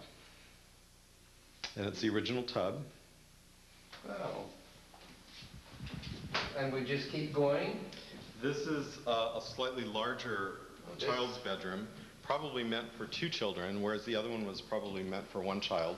This has has 2 closets actually. One here as part of the dressing room. And this dressing room is really great because it's got a low bench to sit down and put your shoes on, and directly across from it, on the opposite side are the shoe shelves. So it's really functional that way. And then it's got this great dresser with all of these very cool half-moon pulls that are used throughout the house. And then, as a surprise, when you open this cabinet, there's a whole bank of smaller sort of sock and underwear drawers. And again, you'll see that the finger pulls on them sort of come up vertically all the way, and then the last one curves back. So you'll see this kind of detailing in almost every room in the house. There's a lot of really specialized detailing in this house, isn't there? Yes, there is. Is that typical of Hugh Davies? Hugh Davies was a very good designer, and the other buildings that he did were mostly in, I think, Spanish colonial and some more traditional styles, and I think this was probably the most modern thing that he worked on, besides maybe Poly High. But Community Hospital. Community Hospital is a little bit more Spanish colonial, I believe. Yeah. This is a nice room. Is this a desk area? This is my favorite room because of the glass on three sides. You've got the corner window near the deck, and then you have this whole wall of glass. And then you have the built-ins in the corner, again with all the little drawers with the half-moon poles.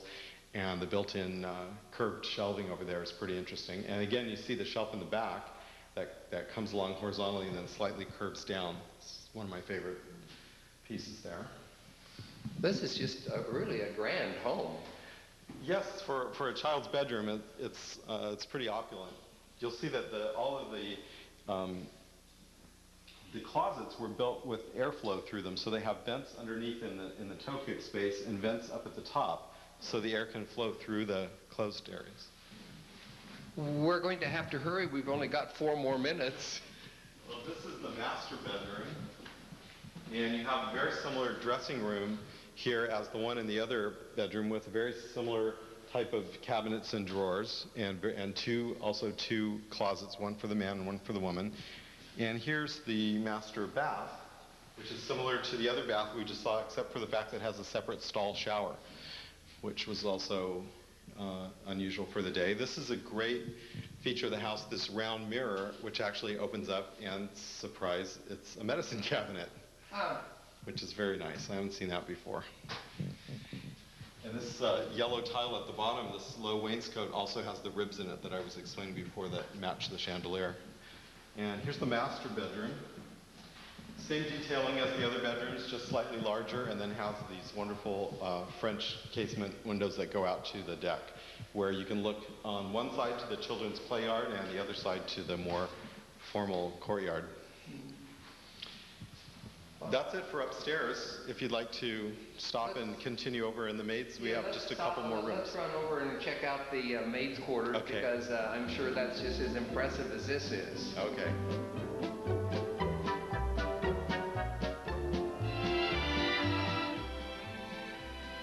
The door that leads from the breakfast room up a private rear stair for the maid to get to her quarters and also the laundry room. It's half a level up. And the first thing you see here is the laundry room. Wow, this is a large laundry room. It is. We put a very large new commercial stainless steel sink in here and left room for the washer and dryer next to it. We have the old style linoleum, and it's got the typical built-in ironing board, as every house from that era had. Right. And then a place to hang the clothes. I notice you even have an oval tub. Now this is interesting because it's just a big storage room. It's completely blank. It has a window, which we can't really explain, but we think it's just for overflow storage for seasonal items, linens, good silver and things like that, because there wasn't a lot of storage in the dining room for that. Could be converted into a large closet now. Yes.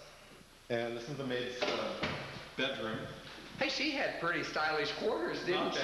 She got a lot of windows. It's very light and airy. I can demonstrate the screens in this room because they're easy to reach. But when you open the two casements, you just grab these and voila. That's really a great idea, isn't it? It's really great. They're very durable. The thing that I love is that the screening is all copper. You can see it's beautiful when the sun hits it, and it'll last forever. I think they should use those in today's homes. Well, you can get them, but the thing is they have to be used with the casement windows. This is the maid's walk-in closet, which is also sort of unusual for the day. It's decent size. And then there's a separate bathroom here specifically for the maid that has quite beautiful green and turquoise tile. Again, the hexagon floor, and the tile around the skirt on the tub was original in the green. What we did, it didn't have a shower, so we put the shower and put the turquoise glass tile, matched up all the grout lines, and actually saved the green tile from the original splash and made this decking right here out of it, which was quite difficult to do. Michael, I can't believe we've used up the whole half hour already, and there's probably more to see, but we're out of time, and I want to thank you so much for taking us through the house. You did a marvelous job in the restoration. So, Michael, very much. Thanks for letting us come and see your house. Anytime. Thanks for coming. And that's our show. Thanks for joining us, and come back next time as we take another walk through history and uncover more Long Beach treasures.